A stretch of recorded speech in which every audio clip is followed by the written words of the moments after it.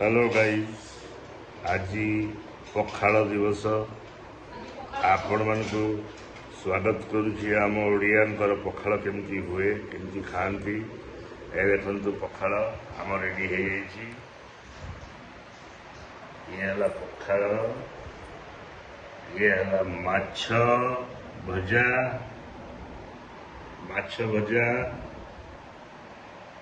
बड़ी बड़ी अच्छी एवं टमाटर खट्टा आसी शाग टिके हम तापर पखाल खिया हम। ओके, आपण मैंने पखाल खातु। हैप्पी पखाल दिवस।